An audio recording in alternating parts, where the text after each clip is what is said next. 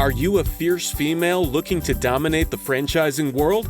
Look no further.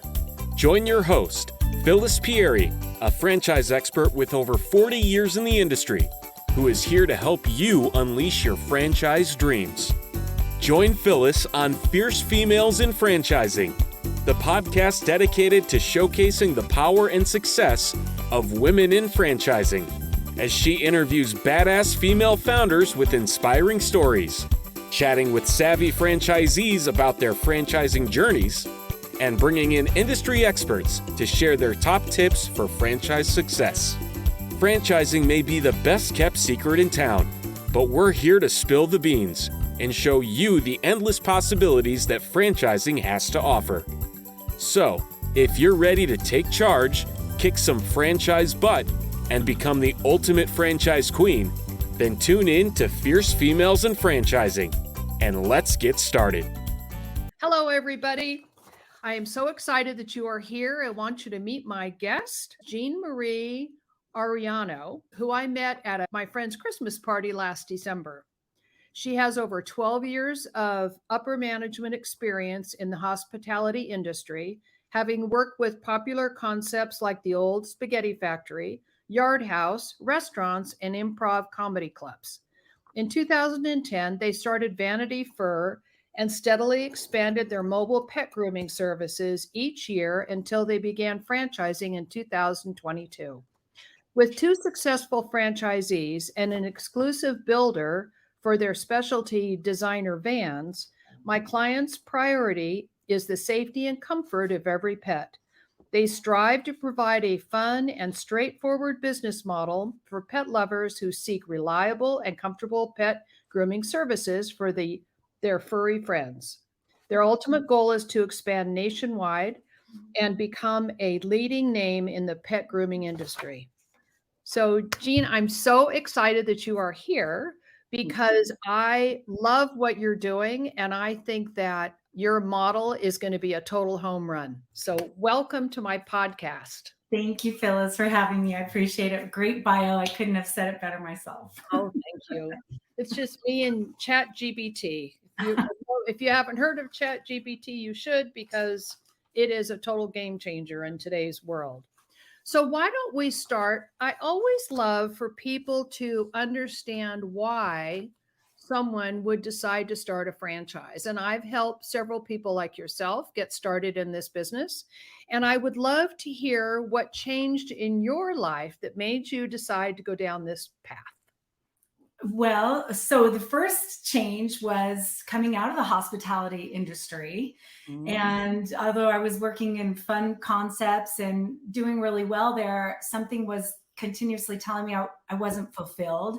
And so the first step out was to learn dog grooming. I mean, I really researched it and just decided I want to do something I love, working with pets, and have fun doing it. And mobile grooming found me. I went to school and got the first mobile built. So that was that first, where I stepped out. And then once I started the business, just realizing the demand for mobile pet grooming. Honestly, even when I was in pet grooming school, I had asked the owner of that school, why are you building vehicles for other people and creating your own competition? Why don't you just franchise? And she thought that was ludicrous. Like, you have no idea how much it takes to have a franchise and the investment and all of this. And she sparked that entrepreneur in me that said, well, then I've got to do it. So yeah, really the demand. Right? Yeah, I'm going to do it now. It was honestly the demand. When people go mobile, they never go back. And that's true for groomers, and it's true for owners of pets. It's just such a low anxiety experience. And I thought this has to be everywhere.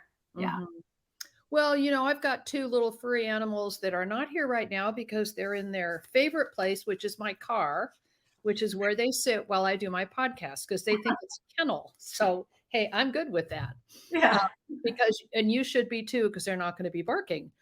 The one has long hair, so she definitely needs grooming and brushing out and all of that. And I love what you're doing, and I can't wait for you to open one around here so I can have them come visit me so I can let my dogs enjoy that experience. Yes.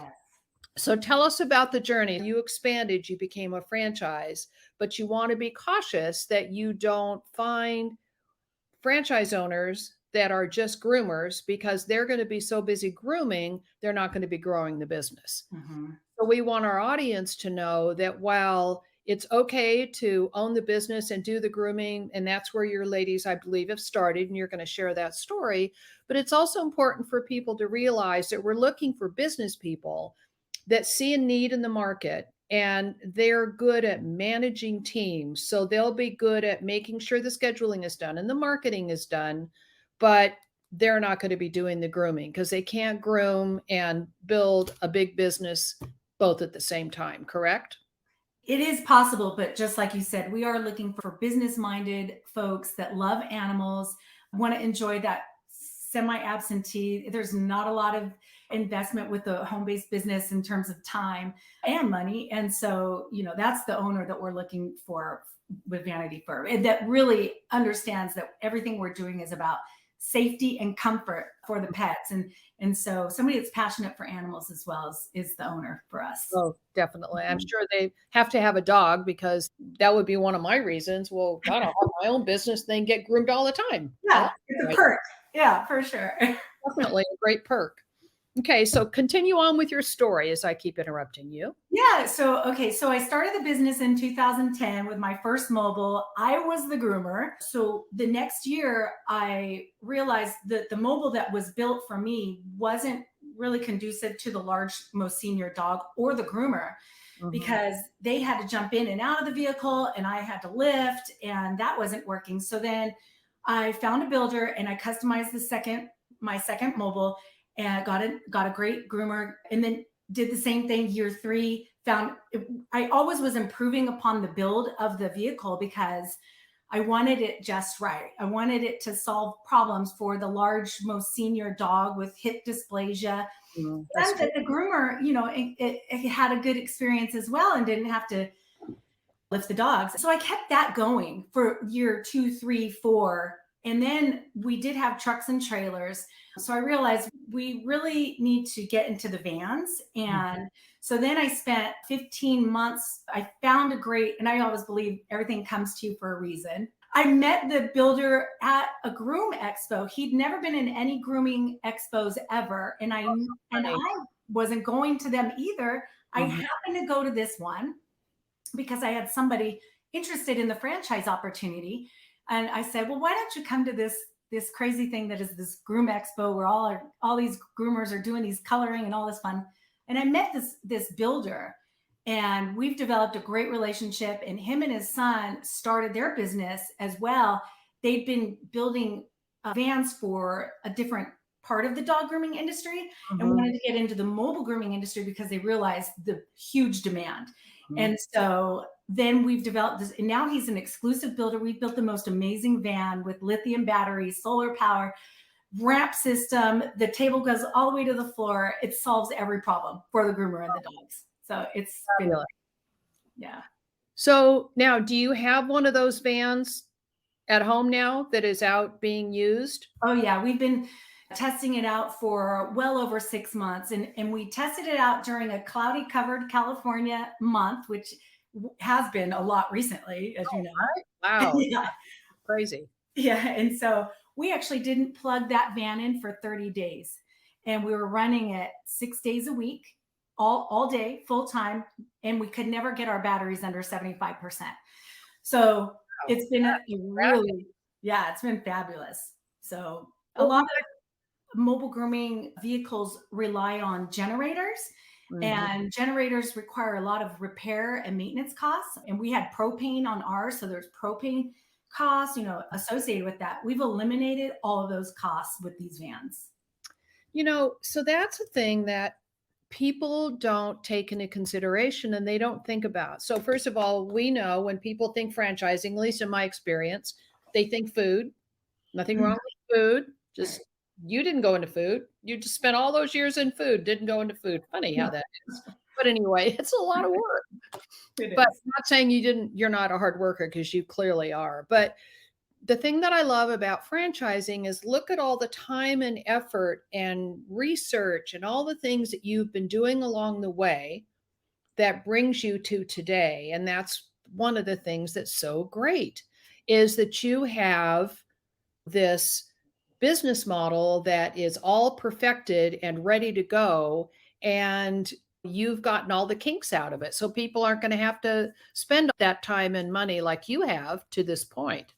Absolutely. And, I think because I was a groomer for so long, not only does it resonate with the groomers that I hire, I was talking to a candidate yesterday and she said, I really respect that you are somebody that knows grooming because that's really important. So I think when we teach our franchise owners and we can give them the perspective of what the groomer goes through so they understand what their groomers are going through. But had somebody come to me in 2010 and said, I have this pretty little business and it's called Vanity Fur and all of the kinks have been worked out. You're not going to have to spend thousands of dollars learning something. I might not have understood it at the time, but boy, do I understand it now, like the value of it. Is that the truth? Yeah. No, that's fabulous. And, it's interesting. One of the words that we use in our industry is train the trainer. So it could be that you will find that you will have to teach your owners maybe some of the basics of grooming, right? So that if their groomer calls in sick, that they can maybe do something about it. So I got a funny story for you. I owned a printing business in downtown San Francisco, and it was 10 o'clock at night, and I'm at the shop with our counter girl. Her name was Nadia. She was amazing. And the phone rings and I pick it up laughing. And it was my husband. And he said, now remind you, this is a long time ago. We didn't have cell phones. The phone was, on the wall. So he says to me, do I hear the press in the background? Who's running it? I said, I am. He said, where's Randy? He's not here. So he said, what are you doing? I said, well, our best customer came and they needed the job done. So I did the job. And so but the point of the story was that I was resourceful because I've always been resourceful. It's kind of part of being a female entrepreneur. I think we make things happen one way or the other, right? Yes. And it wasn't the best job we'd ever done, but I had him shoot the plates. That shows you how old I am. Shoot the plates. I could put them on the press and we ran the job and the customer was happy. So the point of that is that sometimes brands will train the owner how to do that. Now, the trainer at Sir Speedy came in during the 2-week training they would have, and he'd say, okay, today you're going to learn how to use the press. But I don't want to get a whiny call on the phone and say you're not making any money and come in and find out that you're the pressman. That's not why we're doing this. Yeah. We're doing this for that emergency time when the pressman gets sick and you've got your best customer and, maybe you can do a wash and a little bit of a trim, right? Yeah, absolutely. Although we would never expect our owners to jump in as a dog groomer because there is a lot there. But the beauty about our business being a home-based mobile type of business is that if, let's just say, a groomer will be sick one day, we can reschedule those clients. That's and right. So we don't actually have to go to the building and open up regardless of whether or not we have clients. So no employees, no clients. Same with the sales. If we know how much business we have going forward as well. So I just want the future owners to understand they wouldn't have to jump in as a dog groomer. That might be a little scary for them. Nice. So that brings me to a really good point. So tell me about, while you're new, but tell me about what your training is going to be all about. And how long is your training?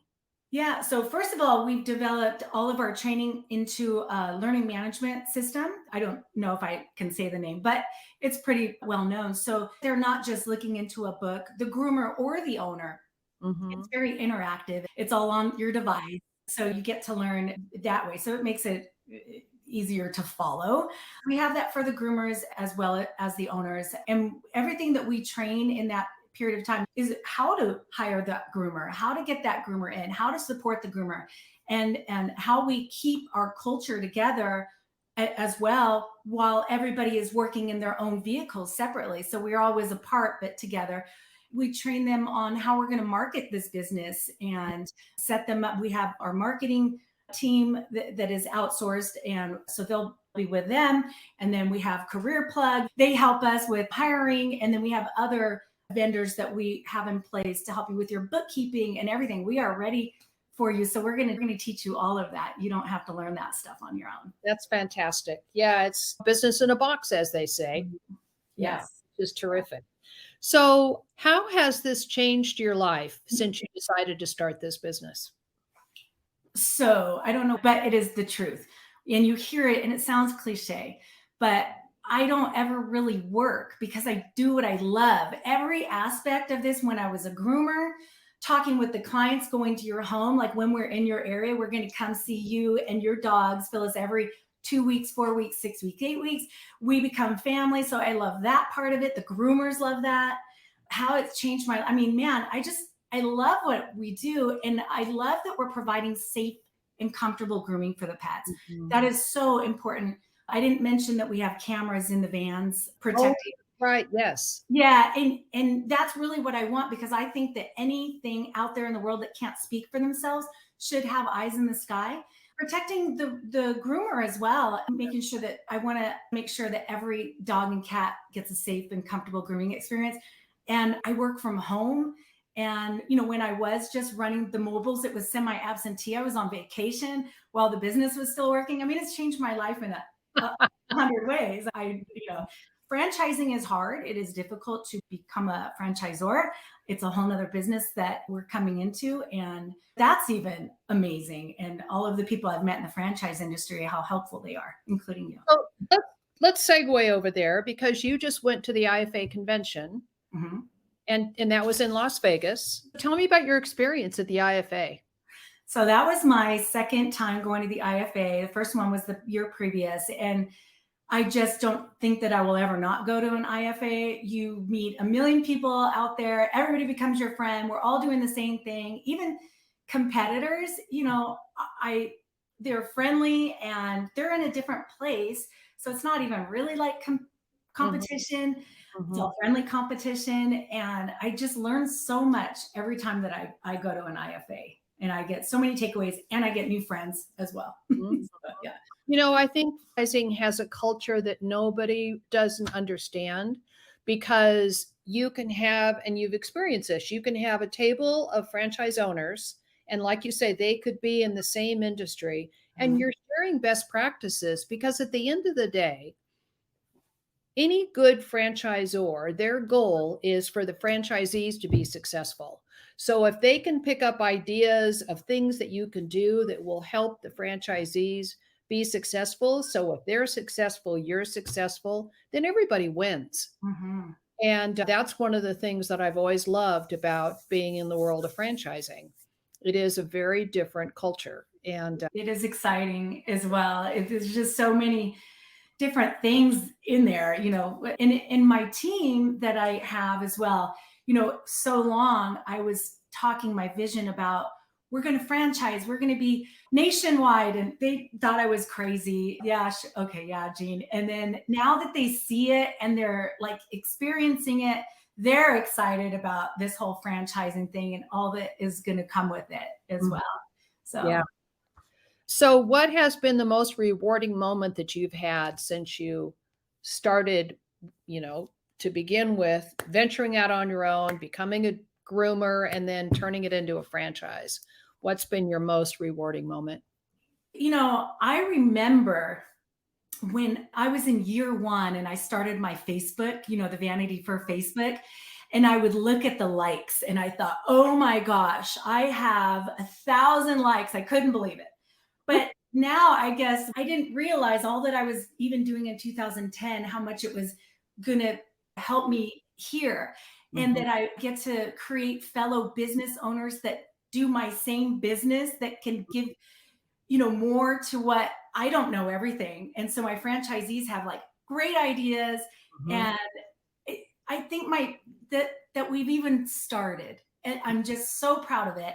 I can't wait to see what happens in the next 5 years. I really just can't wait. It's just, yeah. Well, you definitely have picked a niche that is, and as they say, the riches are in the niches. And I really do believe that.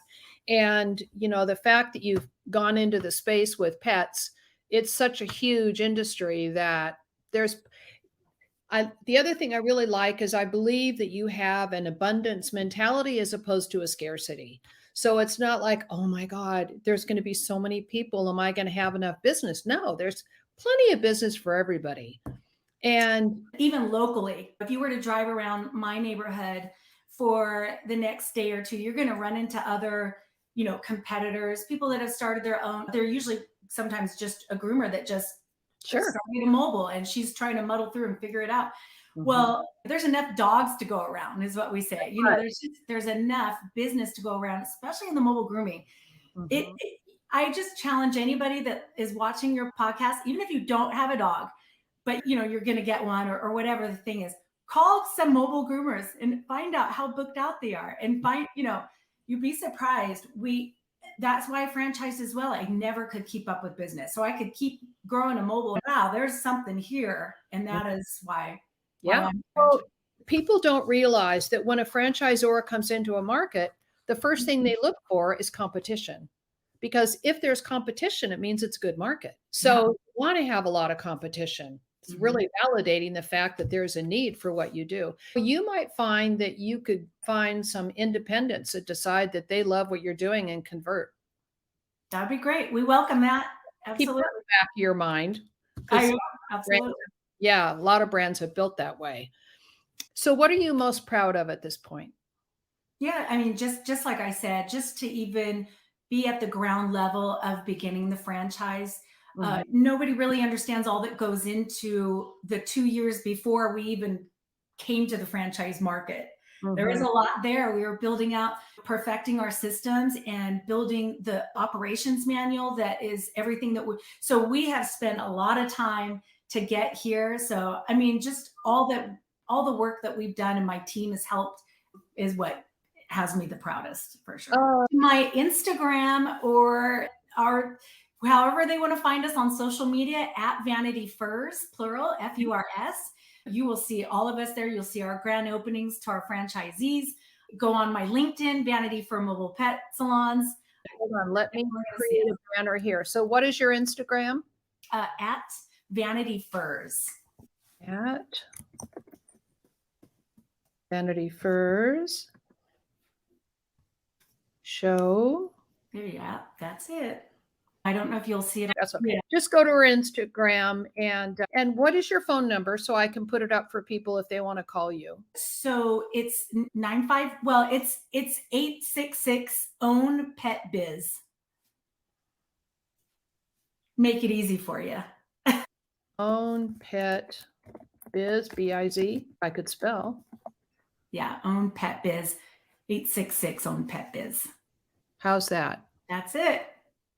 Cool. Yeah, and our website is vanityfurs.com for the pet grooming side and vanityfurs.com/franchising for the franchise side. Okay. Yeah. All right. So anyway, okay, let me see if I have any other. What haven't I asked you that I should know? I mean, we talked about a lot here.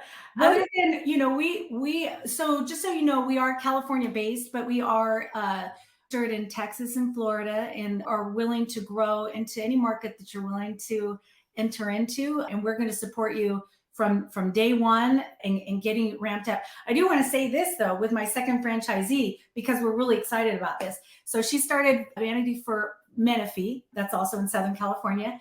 She started her business mid-January, did her marketing spend, and her mobile is almost booked to capacity already. And we're April 4th right now. Oh, wow. That's fantastic. Mm-hmm.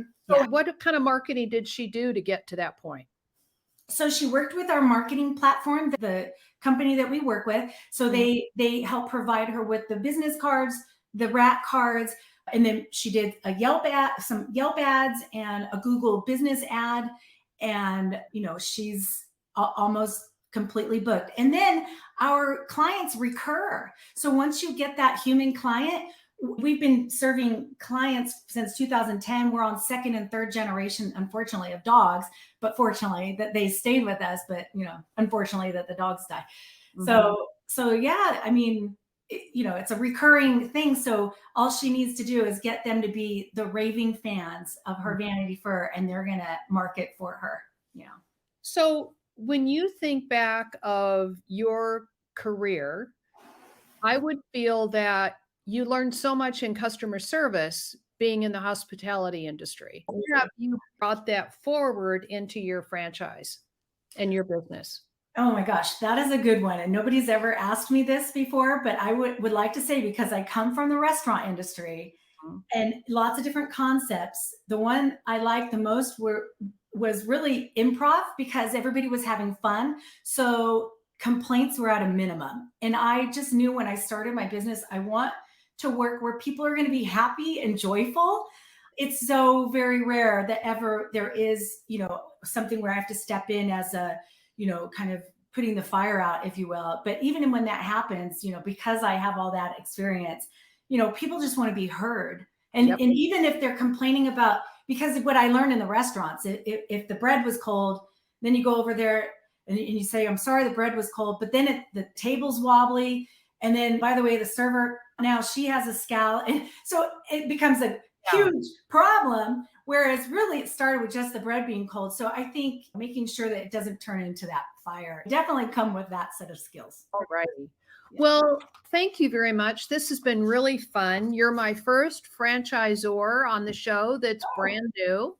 And Great. that was my goal. Is I brought in a seasoned person, and then I brought in somebody talking about why it's important to love your business, and you love what you do. Yeah. So that fits right into what I really believe in. And then I promised everybody that I would bring young emerging females onto the show so that they could get a feel for what you did and why you did what you did. So Jean, thank you so much. I'll have to tell Cease that we had this podcast. Thank God for little things. Who knew going to a Christmas party I'd meet a future franchisor? Thank you so much, Phyllis. I did not know I would meet you either. And that party was so much fun because I got to talk franchising with you all night. I know that we're in this world, we can't help ourselves, right? We just gravitated. It was a large party, I want to say. And Phyllis and I found each other, which was amazing.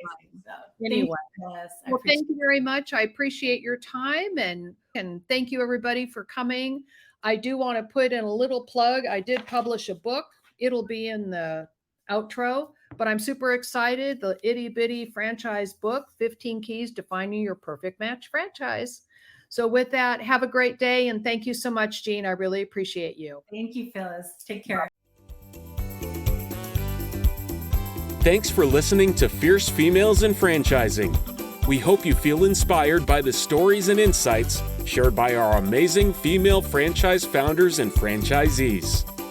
Don't forget to tune in next week for another episode filled with valuable advice, motivation, and a good dose of fun. And if you're ready to take the leap and explore franchising for yourself, head to our website for more information and resources. Remember, franchising is the best kept secret in town, and we're here to help you unlock its endless possibilities. So stay fierce, stay curious, and keep crushing those goals.